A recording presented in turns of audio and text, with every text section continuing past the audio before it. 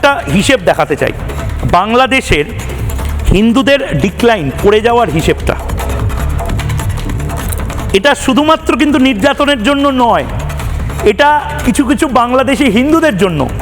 আমি এক ঝলকে যদি দেখাই, স্বাধীনতার সময় বাংলাদেশে হিন্দুদের পার্সেন্টেজ কত ছিল, এবং এখন মোটামুটি অনেকে বলেন যে 4 থেকে 5% বোধহয় চলে এসেছে। একবার দেখি, একবার এই হিসেবটা যদি পাওয়া যায়, এই বাংলাদেশে যে হিন্দু বাঙালি কমছে কমছে কমছে, প্রতিদিন আমাদের গ্রাফিক্স টিম কাজ করে।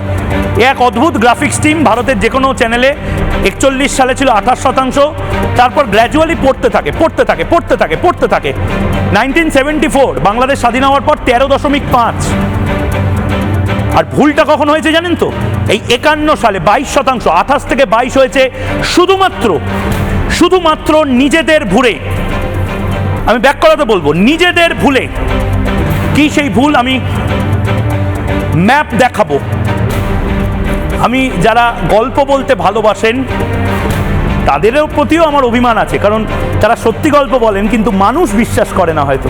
আমরা হয়তো ভাবি দূর অরিন্দম ভট্টাচার্য এই মুহূর্তে রয়েছেন, গাল গল্প দিচ্ছে, দূর মানস ভট্টাচার্য ওই গল্প টল্প দেবে, আদপে এরকম হয়েছিল নাকি? ঝন্টু বড়াই হয়তো গল্প গুজব করছে, সজল ঘোষ এবং কেয়া ঘোষ দুজনে রয়েছেন, এবং কানু হালদার আমাদের সঙ্গে রয়েছেন।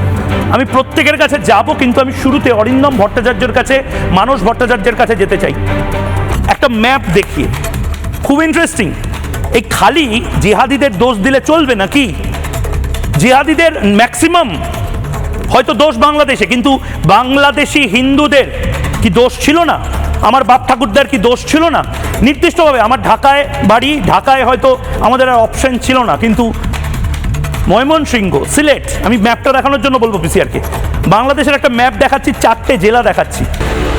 এগুলো সব ভারতে একটা সময় থাকার কথা ছিল, সব হিন্দু প্রধান এলাকা। চট্টগ্রাম, সিলেট, ময়মনসিংহ, যশোর, খুলনা, এই সমস্ত জায়গা।